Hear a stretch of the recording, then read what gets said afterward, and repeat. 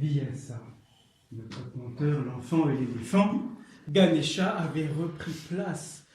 Il s'était à nouveau assis au bord de la rivière et Vyasa s'était remis à conter son histoire d'un même souffle, comme si l'histoire était restée dans l'air là pendant leur absence, comme si même la nature tout autour avait continué à la respirer pour la protéger. Et Vyasa, hop, quand il était parti, de toute façon on ne pouvait plus l'arrêter. Alors il comptait et il comptait.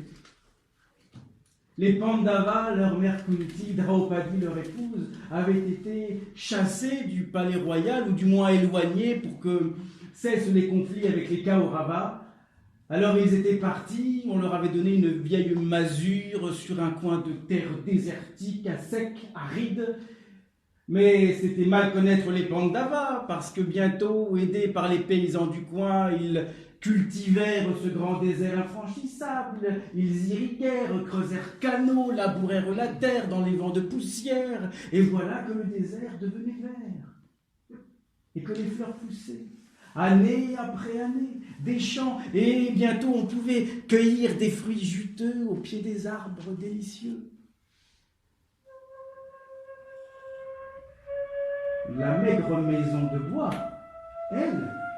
elle avait été transformée en un immense palais doré, des bassins de marbre, des miroirs d'argent.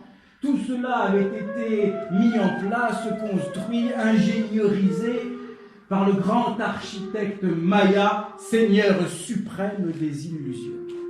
Il avait donné à ce palais un pouvoir magique. C'était un palais si magique que les pensées, dit-on, pouvaient y prendre corps. C'est vous dire s'il fallait faire attention à qui on croisait au coin des couloirs.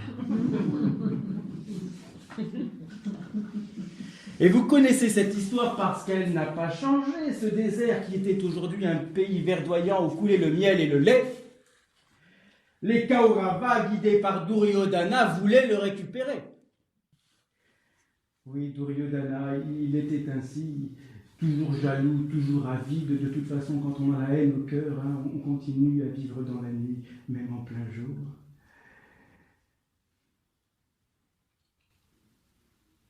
Trois dieux dirigent l'univers.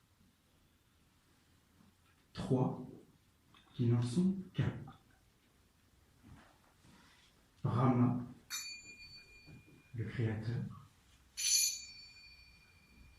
Shiva, le destructeur, encore présent à la fin des âges, et Vishnu, qui est son contraire.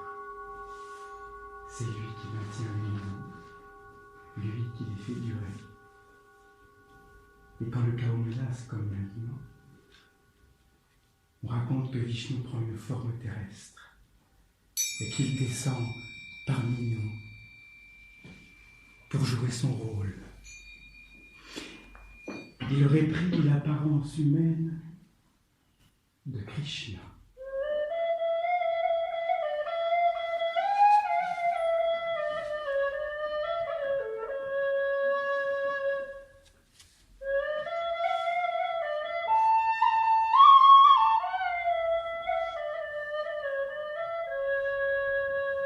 Krishna va venir, demande l'enfant. Oui. Il est peut-être même déjà là, dit Ganesha, qui commence à regarder à droite et à gauche, jetant des coups d'œil par-ci par-là. Il peut être partout, dit Vyasa. Il peut être ici. Ou là. Il est peut-être toi. Ou toi. Ou moi. Il est la feuille qui tremble. Il est la flamme qui réchauffe. Il est le cœur de tout ce qui est invisible. Son action est mystérieusement subtile. Et tandis qu'il parlait, comme par la magie de la parole, la lumière avait changé. Et ils étaient tous les trois dans un palais qu'il ne connaissait pas, qu'on n'avait encore jamais vu, et l'enfant apercevait au loin, grimpant les escaliers, arrivant sur le perron, les 5 frères Pandava. Précédés par Kunti, leur mère, et Draupadi, leur épouse, ils étaient recueillis, le front penché sur un silence humble. Ils entraient dans ce palais. Au cœur de ce palais était endormi sur une natte le Seigneur Krishna. Un demi-sourire au coin des lèvres, comme toujours quand il était plongé dans son sommeil. Ils s'assemblèrent autour de lui, et le Seigneur s'éveilla. Il ouvrit les yeux.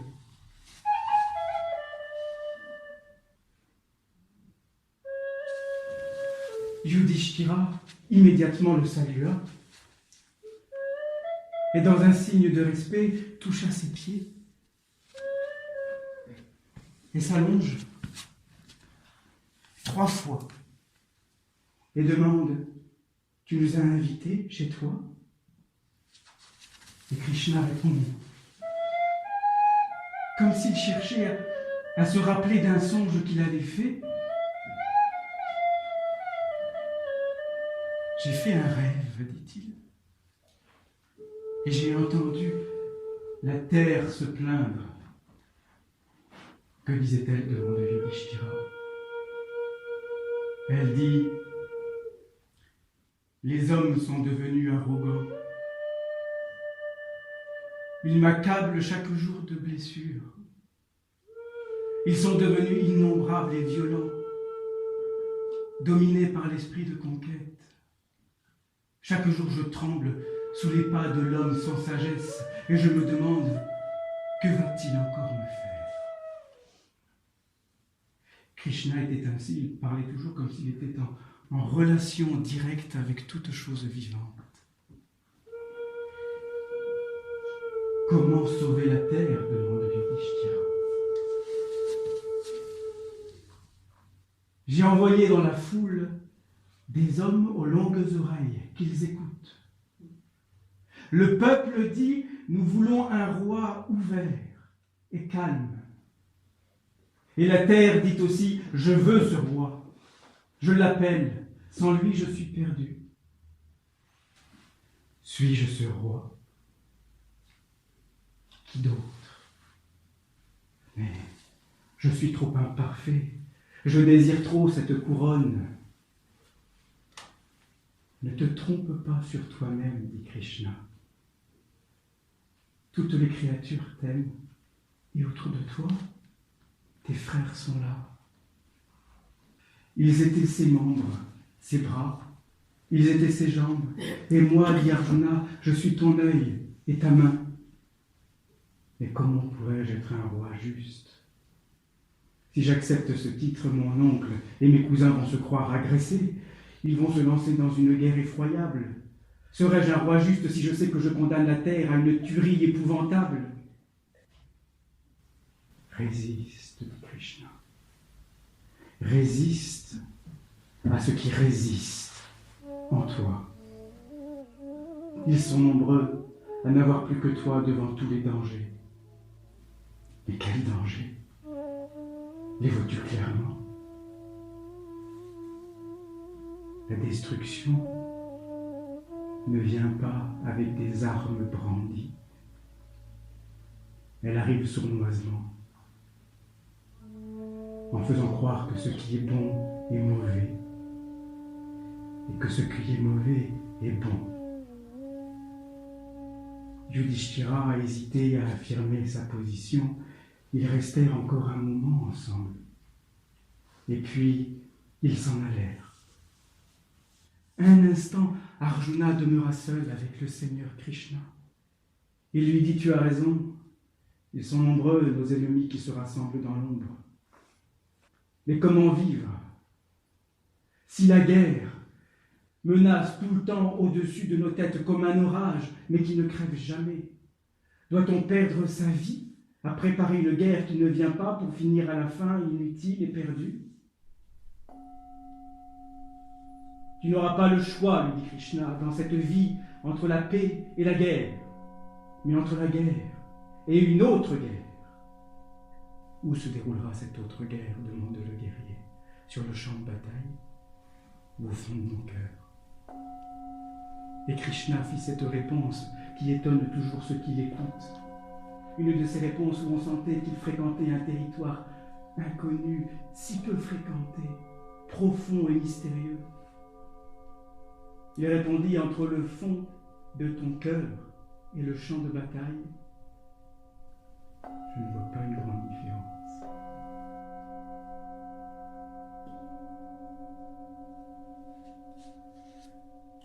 À nouveau la lumière changeait. Vyasa, Ganesha et l'enfant étaient au bord de la rivière. Une guerre se prépare, dit l'éléphant. Oui, dit Vyasa. Et chacun en secret se demande quel sera son rôle et quelle place il devra tenir.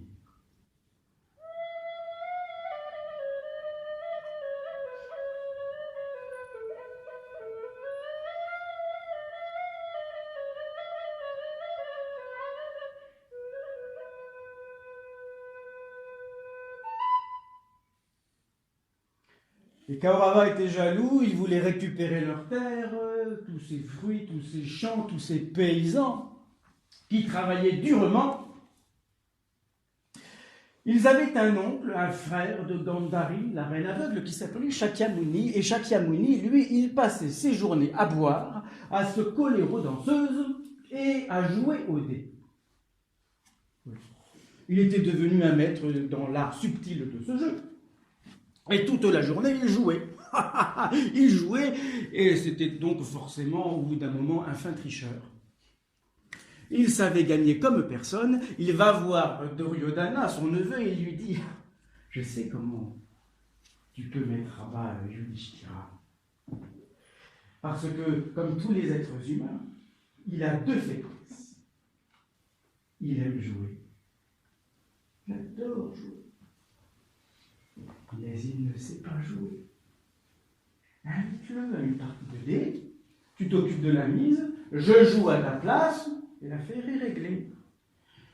Duryodhana se tourne vers sa mère Gandhari qui était là, les yeux bandés, et que penses-tu de cette idée de jeu? Devrions-nous inviter les Pandavas, faire une partie? Et sous son bandeau, cette mère demande: mon fils, dans ce palais, tu n'as reçu que de l'amour. Tu commandes aujourd'hui à tous. Qu'est-ce qui te manque? Et frappant sa poitrine, Duryodhana, fou de rage, la bave aux lèvres, écumant, se met en colère. Je veux être mécontent. Je veux être insatisfait. Honte à celui qui dit: j'ai un toit pour m'abriter, j'ai de quoi manger, j'ai un manteau pour m'habiller, et cela me suffit. Honte à lui. Honte à celui qui dit: je ne connais pas la colère, je veux être en colère. Je suis comme une source tarie, un ruisseau asséché parce que mon père, le roi, est né aveugle. Je ne serai jamais cru, je ne serai jamais considéré comme un roi véritable. Je ne suis qu'un pantin de bois. Et sa mère, immobile, l'écoutait. Et quand enfin il s'est tu, elle a ajouté: il y a une ombre dans ton esprit. Et elle t'entraîne avec une force effroyable. Dhritarashtra, le roi aveugle, sorti de l'ombre, il était là. Comme à son habitude, de toute façon, il n'avait jusqu'ici rien dit. Après tout, pourquoi pas, dit-il. Les dieux ont joué pour créer la terre. Les insectes jouent avec les fleurs. Même les étoiles jouent dans le ciel entre elles à un jeu aux règles inconnues. Jouons, faisons venir les Pandavas.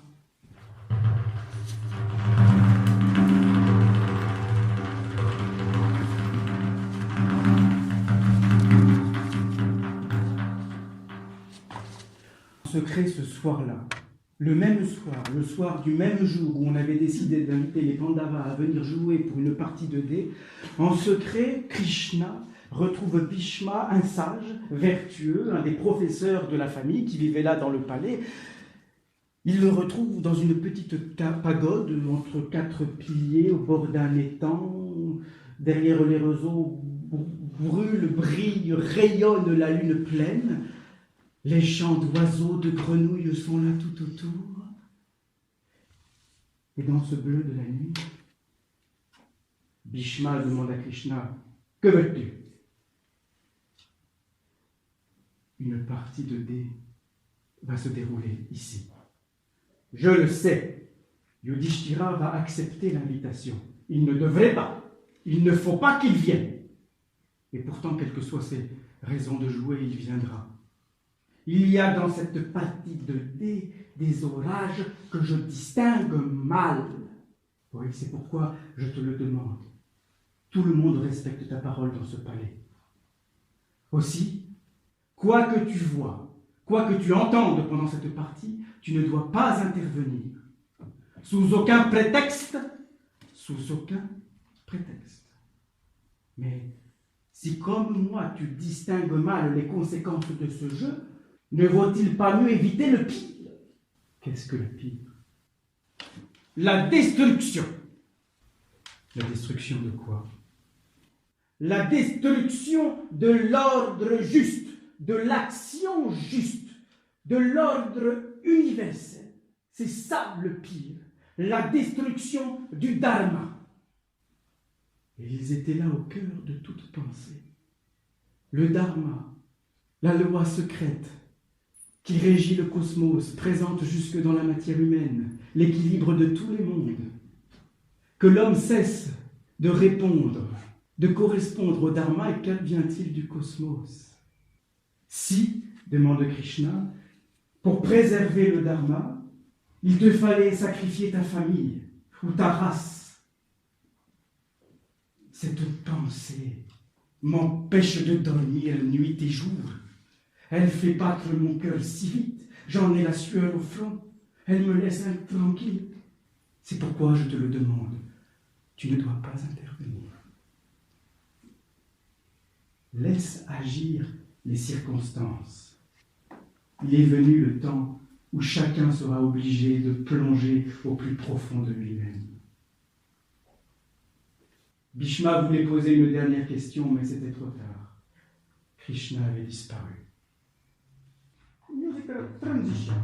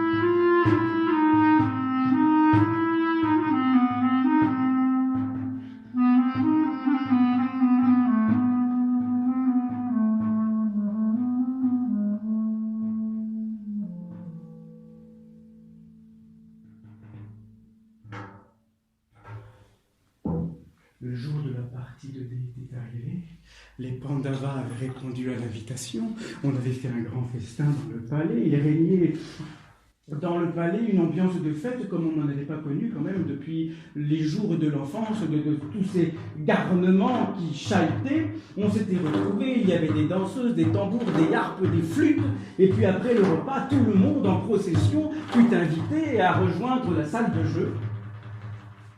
Sur une natte, il y avait un plateau de bois. L'oncle Shakyamuni s'était entendu qu'il allait jouer à la place de Duryodhana s'assit d'un côté et Yudhishthira s'assoit de l'autre. On commence ? On commence ? Oui. Je parie ma bague, dit Yudhishthira en désignant l'énorme joyau qui brillait au bout de son doigt. Va pour une bague, dit Duryodhana et Shakyamuni qui était là juste devant lui. D'accord. Yudhishthira prend les dés, les jette, Les fronts se penchent pour regarder les signes dessinés. Shakyamuni prend les dés, en fait autant. J'ai gagné. La bague est passée, retirée du doigt, immédiatement elle passe dans la main de Duryodhana. Je joue un coffre d'or, dit Yudhishthira. Va pour un coffre d'or. Il prend les dés, il les jette, les fronts se penchent. Shakyamuni en fait autant. J'ai gagné. Et voilà que le coffre d'or passe de main en main et qu'on le dépose aux pieds de Duryodhana. Je joue mes perles, mes bracelets, mes colliers, tout l'or, tous les bijoux qu'il y a dans notre palais. Allons-y pour tous les bijoux de ce palais. Déjeté, front penché, j'ai gagné, dit Shakyamuni. Je joue nos jardins, je joue nos terres, je joue déjeté, front penché, j'ai gagné, dit Shakyamuni. Je joue nos fermes, nos fermiers, nos troupeaux de bœufs, de moutons, de poulets, déjeté, front penché, j'ai gagné, dit Shakyamuni.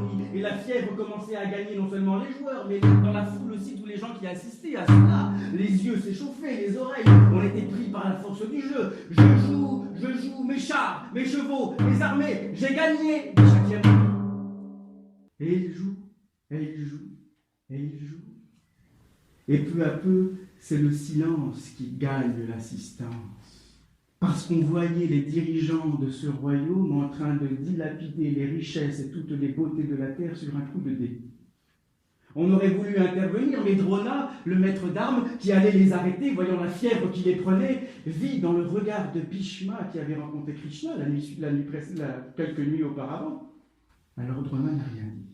Et la partie a continué. Déjeté, front penché, j'ai gagné. Déjeté, front penché, j'ai gagné.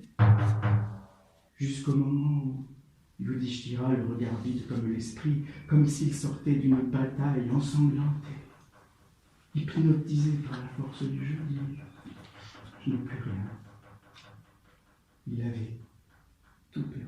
« Il te reste quelque chose, dit l'oncle Shakyamuni. Tu pourrais jouer tes frères. » « Je joue mes frères, dit Yudhishthira. Avait-il conscience de ce qu'il disait ou était-il seulement pris par la force du jeu, ou alors peut-être qu'il espérait que les voies de la providence allaient s'ouvrir au-dessus de sa tête, que des démons, des anges allaient venir le sauver, que le hasard allait, comme la chance, tourner en sa faveur? Peut-être que c'était cela. Il ignorait que parfois tout repose sur le choix des hommes. Il l'avait oublié sans doute, ou pire encore, peut-être qu'il cachait au fond une nature qui était fascinée par la destruction, par le chaos vers lequel il marchait. Front penché, déjeté, j'ai gagné.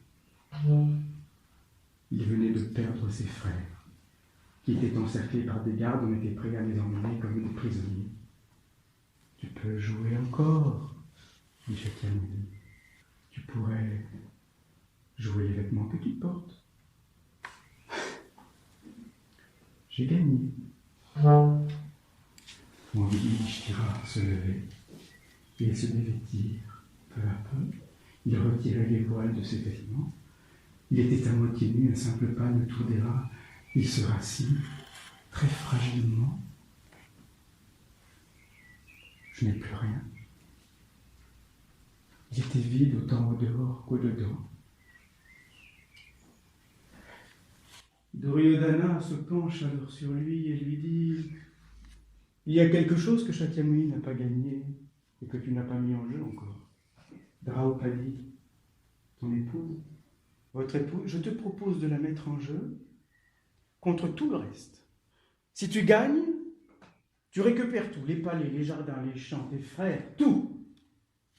Mais si tu perds, Draupadi est à nous. » Yudhishthira prend les dés, les jette.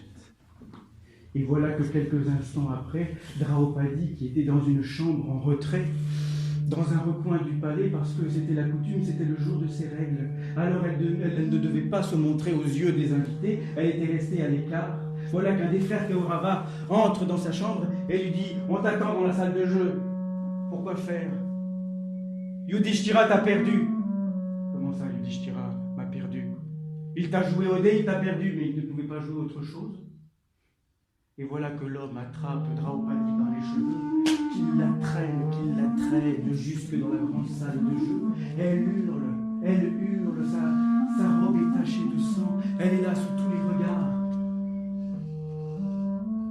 Elle se redresse, digne, humble, et elle regarde Yudhishthira. On m'a dit que tu t'étais perdu toi-même. Je veux savoir, est-ce qu'il s'est perdu avant ou après m'avoir joué? Avant, dit-on. Avant? Mais l'homme qui s'est perdu lui-même, avait-il le droit de me jouer, moi? Et Yudhishthira du bout des lèvres murmurait, elle est la perfection de la terre. Elle fusillait du regard tous ceux qui étaient là, tous les soi-disant sages de ce royaume. Bhishma, Drona, pas un ne pouvait lui répondre. Et Karna, le colosse, est arrivé 2-3 fois plus grand que n'importe qui. Et il a dit, mais peu importe, de toute façon, tu fais le bonheur de 5 hommes, tu es une putain, c'est tout ce que nous avons gagné. Une fille de joie. Tu es à nous. D'ailleurs, toi aussi, nous voulons voir ton corps. Nous aussi, nous voulons te voir nu. Et voilà qu'il se rapproche de Draupadi, qu'il attrape son sari et qu'il tire sur les tissus pour les déchirer. Et qu'il tire dessus et qu'il est bientôt rejoint par tous les Kauravas qui étaient là, prêts à la piétiner, à la prendre, à en faire ce qu'il voulait. Et il tire sur les tissus. Et Draupadi, elle à genoux, murmurait, tremblait du bout des lèvres. Elle priait, elle répétait un mantra pour le Seigneur Krishna, Krishna, en qui elle croyait de toutes ses forces. Alors à cet instant, on crut entendre dans la pièce quelques personnes entendirent la flûte de Krishna. D'autres crurent le voir comme un songe qui planait au-dessus de leur tête. Et les autres tiraient sur le tissu et elle restait entièrement habillée de la tête aux pieds. Le tissu s'amoncelait en tas gigantesques sur le sol. Il était impossible de la défaire de tous ses vêtements. C'était une action magique, un prodige, allez savoir. D'épuisement, Karna tombe à genoux et les frères aussi. Ils se regardent et Duryodhana, pour comme ça mépriser ce prodige, ou plutôt ne pas le reconnaître, Duryodhana fait « Ben, elle a mis des couches et des couches. Et puis voilà, c'est tout. » Draupadi s'est relevée. « Je vous maudis, dit-elle. Duryodhana, toi et tous les tiens, toute ta famille, je vous maudis. Je vous le dis, vous mourrez d'une mort atroce. Et je laverai mes cheveux dans votre sang. » À cet instant, un chacal a hurlé. Dehors, on l'a entendu par la fenêtre. C'était le signe qu'elle avait dit vrai. Alors le roi aveugle Dhritarashtra, qui lui, encore une fois, n'avait toujours rien dit, s'est avancé. Il a pris les mains de Draupadi, il a dit « Pardonne-leur. Ce sont encore des enfants, ils jouent, ce n'était qu'un jeu. D'ailleurs, nous allons tout te rendre, tout. Yudhishthira, on le libère. On le libère, tes frères sont libres. Toi aussi, tu es libre. C'était un jeu. S'il te plaît, retire les paroles que tu viens de dire. » Mais libérer les Pandavas, c'était courir à une vengeance certaine, parce qu'ils allaient vouloir se venger d'une telle humiliation. Alors Shakyamuni et Duryodhana, derrière, étaient déjà en train de fomenter un nouveau plan. Ils se disent une dernière partie. Ils viennent voir le roi aveugle et lui disent « Pourquoi pas, Dhritarashtra? Après tout, mieux vaut le jeu que la guerre. Et puis si après cela, je dois perdre toute ma famille, bien qu'il en soit ainsi. » Tout le monde fut invité à se réinstaller autour du plateau de jeu. Le silence était total dans la salle. Yudhishthira n'avait toujours pas repris ses vêtements, elle était toujours à moitié nue, ses frères étaient aussi déshabillés que lui à son côté. La mise est celle-ci, dit Shakyamuni. Nous allons parier sur 12 années d'exil. Si nous perdons, nous partons en exil, sur un coin reculé, un désert, une forêt, où nous vivrons comme des mendiants, pendant 12 pleines années. Et après ces 12 ans, pendant une 13e année, nous devrons vivre cachés, sous une identité secrète. Et si on nous découvre, alors nous devrons repartir pour 12 années nouvelles d'exil. Si vous perdez, à vous les hardes, à vous la misère, à vous les bois. Déjeter front penché. J'ai gagné.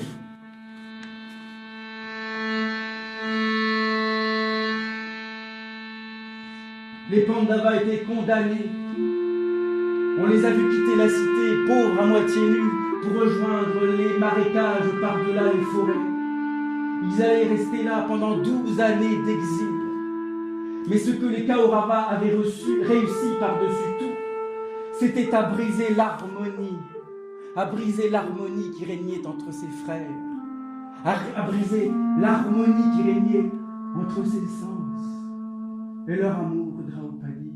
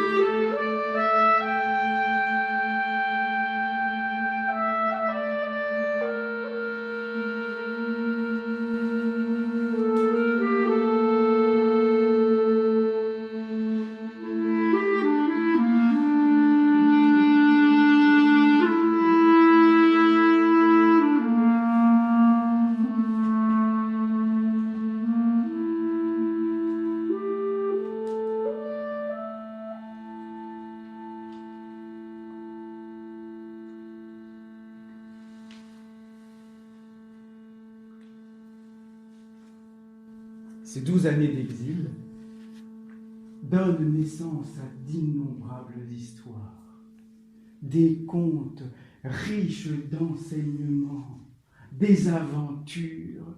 Mais avant, ils avaient été traversés tous, chacun par le désespoir. Draupadi, la première, ne décolérait pas, et Yudhishthira, lui, restait prostré dans son coin, où il ne vivait de rien, de quelques verres, d'un peu d'eau, d'un peu de pluie parfois. Et puis un jour, après longtemps de désespoir, Yudhishthira, qui sortait d'une profonde méditation, et si le silence était nécessaire à l'harmonie de la terre? Le silence et le calme. Et comme s'il suivait un cheminement intérieur mystérieux, il continuait.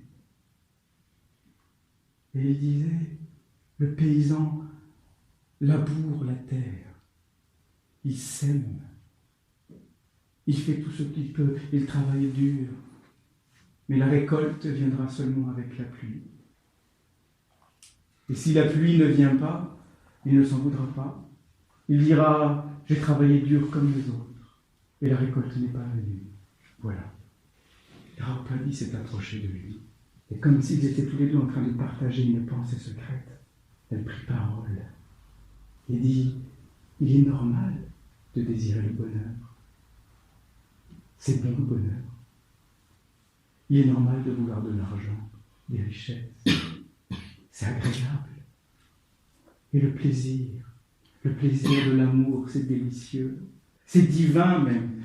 L'amour bien fait peut conduire à la sagesse. Mais on ne peut rien trouver de tout cela si l'on reste à désespérer, enfermé dans son buisson d'épines. Il faut que tu te lèves, Yudhishthira. Rappelle-toi, deviens toi-même. Tu dois sauver la terre. Et dans un remords profond, Yudhishthira fit cet aveu. Je crois que j'ai tant joué parce que je voulais prendre tout son royaume à Duryodhana. Je le foulais de toutes mes forces. Mais pire que ça, je crois que secrètement, je voulais perdre. Plus que tout, je voulais perdre, je ne sais pas pourquoi.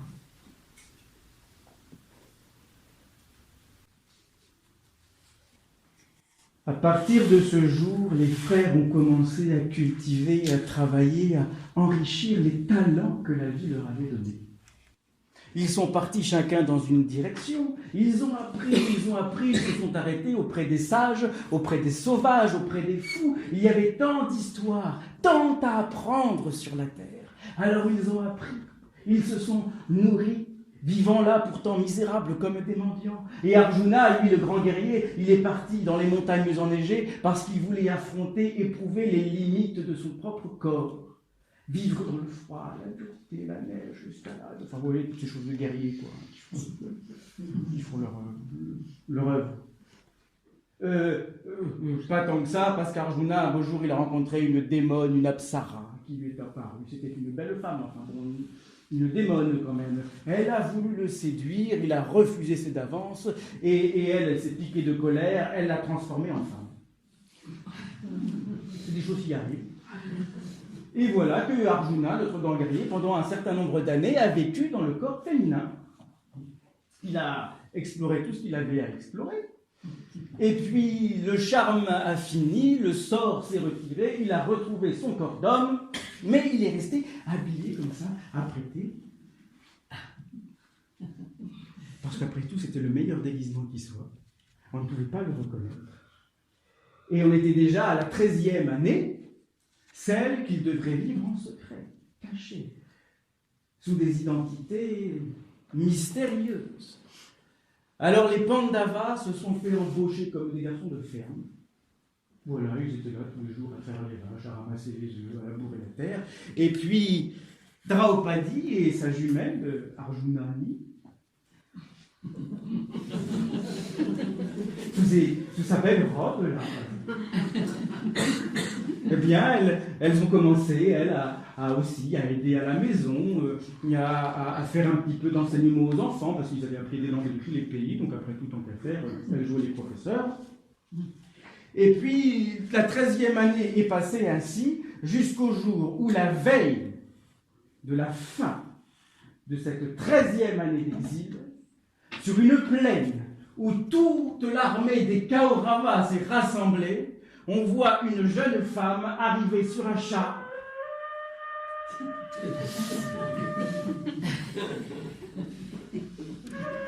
On voit cette femme retirer l'un après l'autre ses vêtements, son voile, et on découvre sous son sari une armure. Et la voilà qui brandit un arc. Et tous les Kauravas et toutes leurs armées avaient reconnu le grand guerrier Arjuna.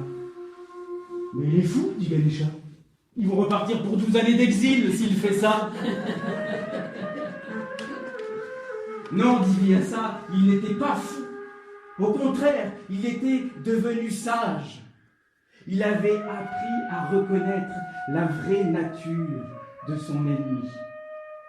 Et il savait que cet ennemi serait toujours jaloux, toujours dans la colère, toujours avide, et que rien ne pourrait le changer. Jamais il ne serait libre, jamais il ne pourrait connaître le bonheur tant que les Kauravas seraient là. La guerre était inévitable. Alors ça y est, dit l'enfant, c'est la guerre, celle qui va détruire le monde. Oui, il vient ça.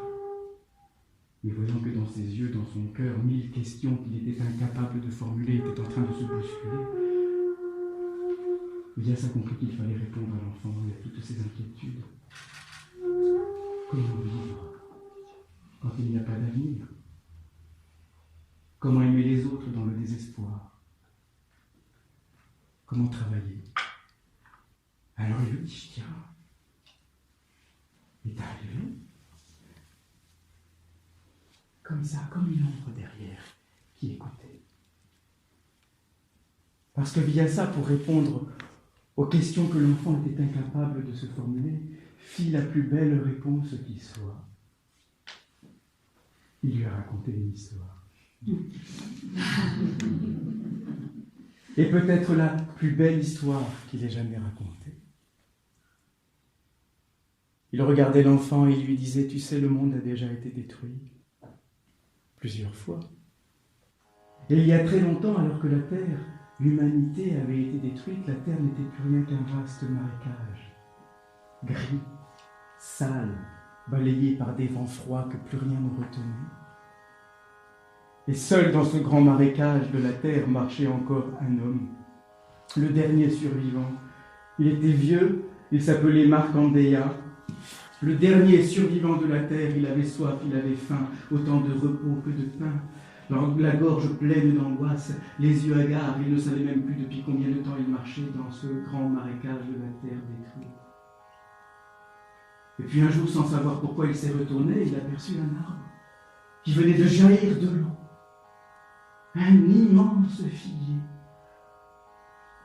Et sous les branches de ce figuier était assis un enfant très beau, qui avait les traits de Krishna un peu, et qui le regardait, souriant d'un tel sourire. Et l'enfant lui a dit, tu as l'air fatigué. Alors entre dans ma bouche pour te reposer. Et un vent immense s'est soulevé, a emporté Markandeya dans les airs, jusqu'à ce qu'il tombe dans la bouche et dans le corps de l'enfant.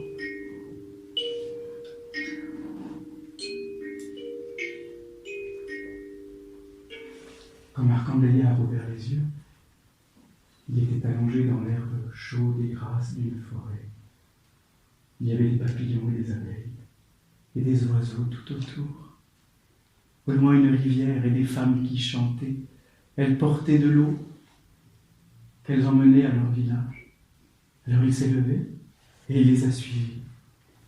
Il a marché après elles jusque dans leur village, et le soir venu, autour des feux, elles lui ont offert du miel, du lait, des fruits, des galettes de riz, et il s'est régalé, peut-être même quelques baisers.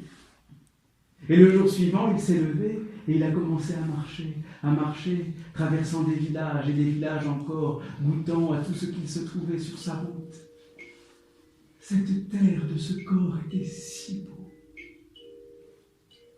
Jusqu'au jour où il a, pour la première fois, découvert la mer et les embruns qui se collent à la peau dans le roulement des vagues.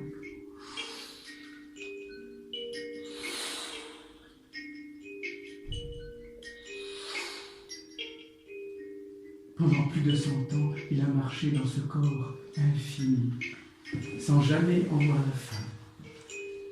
Et après 100 années, un vent immense s'est soulevé, emportant Markandeya dans les airs, jusqu'à ce qu'il ressorte à la bouche de l'enfant. L'enfant le regardait, assis sous l'arbre, dans le vent froid. Il lui a dit, voilà. Tu as l'air reposé maintenant.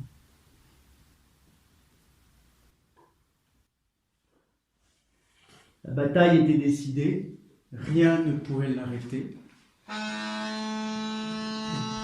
On était aux portes de la guerre. Et à peine cette guerre avait-elle été décidée que Duryodhana et Arjuna se sont précipités dans le palais du grand seigneur Krishna. Chacun voulait avoir le grand seigneur dans son armée. C'était un si grand pouvoir.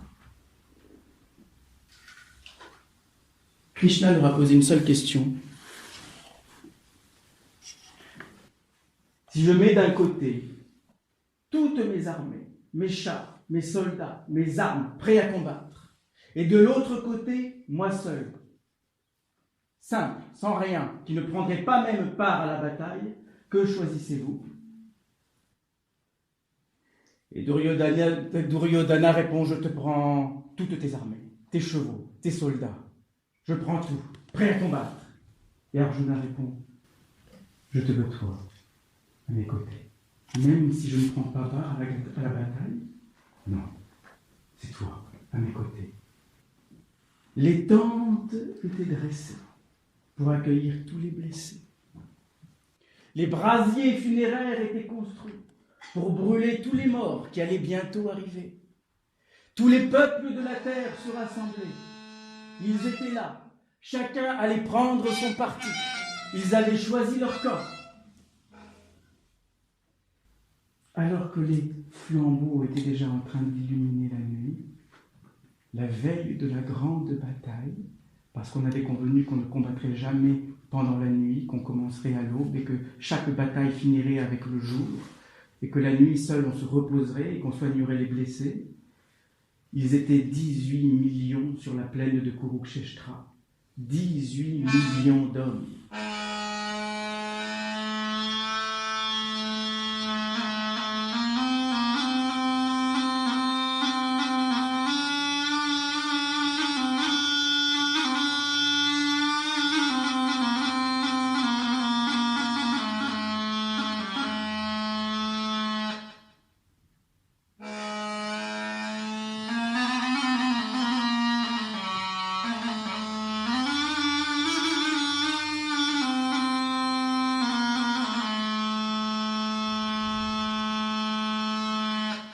Les chars, les chevaux, les éléphants de combat étaient prêts. Les armes étaient dressées, les armures étaient posées. On était à la veille de la bataille. Personne ne trouvait le sommeil. Et tandis que le colosse Karna errait dans les couloirs du palais, une ombre est apparue devant lui. Encapuchonné, c'était Krishna lui-même qui était là et qui venait le voir. Et qui lui dit « Tu ne trouves pas le sommeil, toi non plus ?» Et Karna répond « C'est normal, je suis le fils du cocher, turbulent, instable, celui qui ne connaît pas son père et sa mère. C'est ma nature. » Et Krishna lui dit « Karna, Kunti est ta mère. Et les Pandavas, tes ennemis, sont tes frères. » Karna s'immobilise, sa lèvre tremble, il blêmit. Ce colosse est tout à coup si fragile. Il s'appuie contre le mur, il demande « Le savent-ils » ? Non, il l'ignore. Et elle ? Le sait-elle ? Oui. Elle t'a reconnu dès qu'elle t'a vu. Rappelle-toi, ce jour-là, tu as débarqué en plein combat, elle a perdu connaissance. Elle en a souffert toute sa vie, mais elle était si jeune, 13 ans à peine. D'un mot de moi, il suffit que je le leur dise. Yudhishthira dépose les armes, ils viennent t'embrasser, ils te donnent des royaumes, des trésors, et après 6 jours, Draupadi est ton épouse.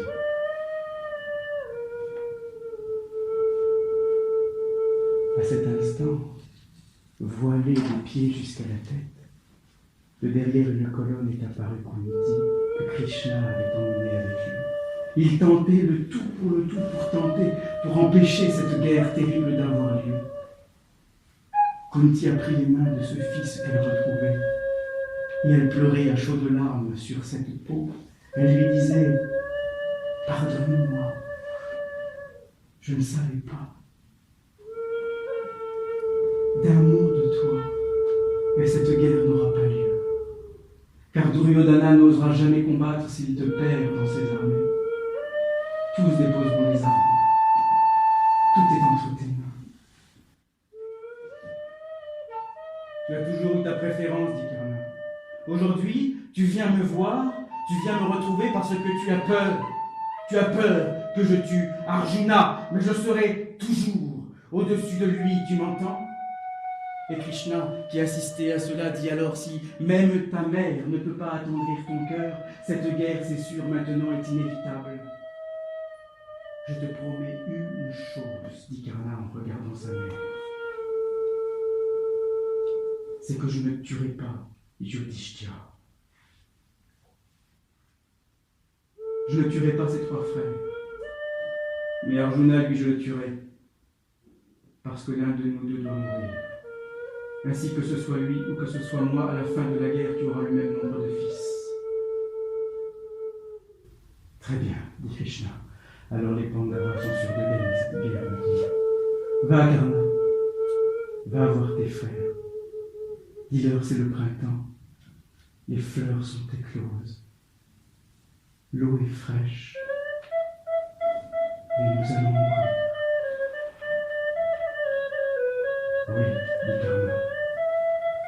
ensemble d'abord, nous allons faire un grand voyage.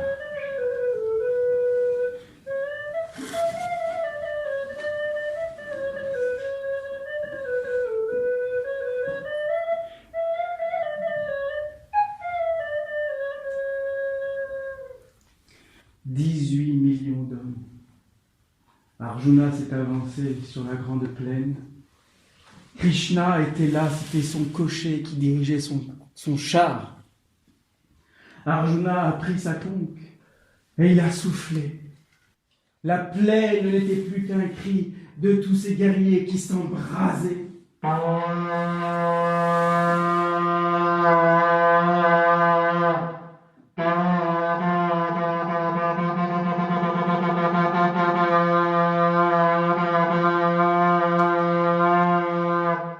Des jours, des semaines dura la bataille. Bientôt, même les esprits vivants, les spectres, les fantômes, les démons, les dieux, les déesses, même les bêtes, les créatures de la terre, prirent part à la bataille. Il y avait des êtres magnifiques. Le cataclysme était total. Un cataclysme que, malheureusement, je n'aurai pas le temps de vous raconter. C'est dommage, je ne pourrais pas vous dire l'horreur dans toute sa splendeur. Jusqu'au jour où le soleil s'est levé sur un marécage de boue et de sang. Tout n'était plus que silence, sur lequel planaient des vautours, tandis que la beauté des héros disparaissait dans la gueule des bêtes. Le corps de Karna, le colosse, gisait au sol, éventré, et Draupadi plongeait ses cheveux, comme elle l'avait prédit, pour les laver de son sang. Comme Krishna l'avait dit, les Pandavas avaient terminé cette guerre. Ils l'avaient terminée, mais ils ne l'avaient pas gagnée, car à la guerre, il n'y a que des perdants. Bientôt, la neige tombait sur le champ de bataille. Alors enfin la terre retrouvait la paix et le silence. 35 années encore se sont passées avant la fin de cette histoire. Le règne de Yudhishthira qui était né pour être roi. Il a vu ses frères disparaître, mourir les uns après les autres. Draupadi, elle, s'est éteinte parce qu'elle s'est endormie auprès d'un lac gelé. Elle ne s'est jamais réveillée. Arjuna, lui qui était parti guerroyer, est tombé dans une crevasse. Yudhishthira était maintenant seul et vieux. Alors il a pris la route pour aller cueillir la mort au sommet du mont Everest dans l'Himalaya. Et tandis qu'il marchait, voilà qu'un chien errant s'est approché, fouilleux, qui le suivait, son dernier compagnon de voyage, une bête misérable. Et quand il est arrivé au sommet de cette montagne, une lumière l'a irradié. Il était soudain sur un seuil, avec le chien à ses côtés, parce que jamais il n'aurait franchi ce seuil sans cette bête. Indra était là, le dieu qui créait le passage, et à l'instant d'entrer dans le céleste paradis, Yudhishthira s'est arrêté. Parce qu'il voyait de l'autre côté tous ses ennemis. Duryodhana, les Kauravas, Shakyamuni, Dhritarashtra, la reine aveugle, ils étaient tous là, les bras ouverts pour l'accueillir, pour l'embrasser. Mais mes frères, ma mère, Draupadi, ah, si c'est eux que tu cherches, dit Indra, c'est quelqu'un d'autre que tu dois suivre. Et comme par magie, la lumière soudain changea. Il était là à côté d'un homme encapuchonné qui tenait une vaste torche qui brûlait, dans un escalier humide qui descendait dans des noirceurs infinies. Ils ont plongé dans des noirceurs, ils sont descendus, jusqu'à arriver dans une salle voûtée, une odeur âcre de soufre, de moisissure, et au milieu un puits. Et de ce puits s'élevaient des vents fétides et des hurlements de douleur. Et au cœur de ces hurlements, Yudhishthira reconnaissait la voix de Draupadi, celle de sa mère Kunti, d'Arjuna et de ses frères. C'est ici qu'ils sont, demande-t-il à l'homme qui est à côté, qui tient cette lumière qui brûle. Oui. Alors c'est là que je dois être. C'est eux que je dois rejoindre.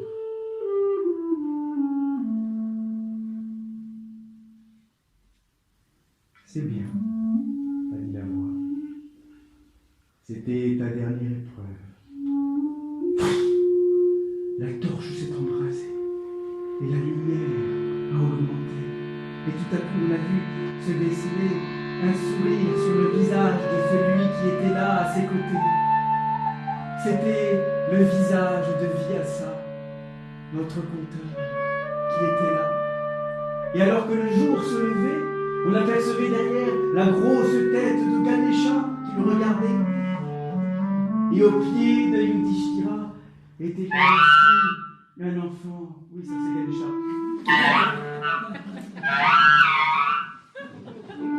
À ses pieds était assis un enfant très beau qui le regardait avec un immense respect. Et puis, la rivière est réapparue, les arbres, et au loin, on a vu la table d'un banquet, une natte, des fruits juteux, des galettes, du riz, du chai peut-être.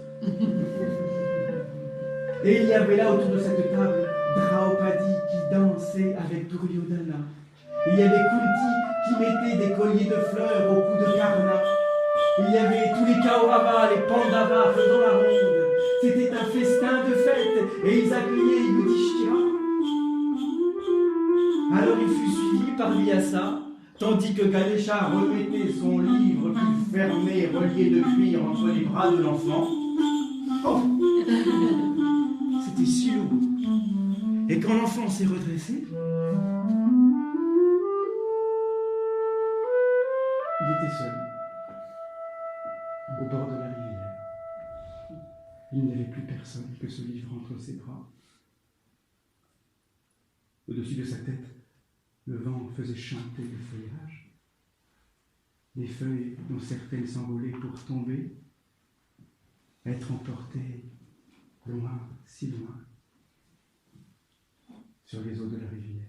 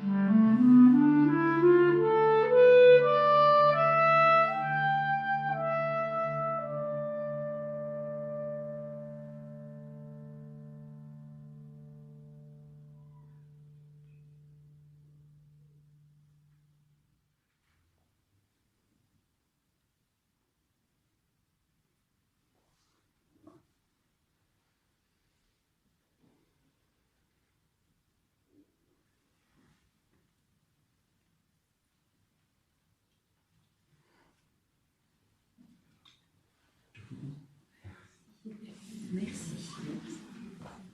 Merci.